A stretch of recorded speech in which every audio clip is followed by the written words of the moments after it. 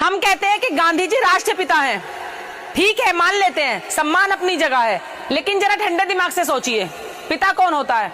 जो जन्म देता है वही ना। अब सच के आईने में खुद को देखिए और बताइए, क्या 1947 में भारत का जन्म हुआ था? बिल्कुल नहीं। भारत तो सनातन है, शाश्वत है।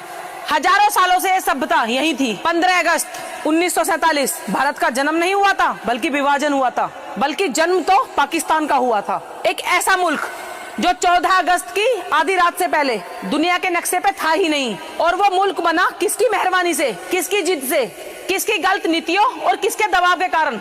जिन्ना की उस मांग को हकीकत में बदला।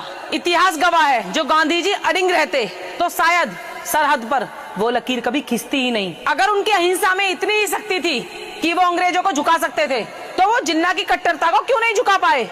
क्यों उन्होंने भारत माँ के स्वरूप को खंडित होने दिया? तर्क सीधा सा है, जिस बच्चे का जन्म आपकी वजह से हुआ, पिता तो आप उसके कहलाएंगे ना, क्योंकि भारत तो पहले से था और रहेगा। अगर 1947 में गांधी जी की वजह से किसी को नई पहचान मिली, कोई नया मुल्क वजूद में आया, तो कायदे से गांधी जी को पाकिस्तान का राष्ट्रीय पिता होना चाहिए था, हमारे इस भारत का नहीं। अजीब बात है ना, जिसका जन्म कराया आज वो उन्हीं को अपना विरोधी मानता है, और जिस भारत को खंडित किया आज वो उन्हें अपना पिता मान के बैठा है। अब वक्त आ गया है, हम इतिहास को भावनाओं के चश्मे से नहीं, बल्कि कड़वे और तीखे सच की कसौटी पर तोलना शुरू करें। सवाल ये नहीं कि गांधी जी महान थे या नहीं, बल्कि सवाल ये है कि उनकी महानता की कीमत चुकाने के लिए भारत माँ का आंचल फाड़ना जरूरी था।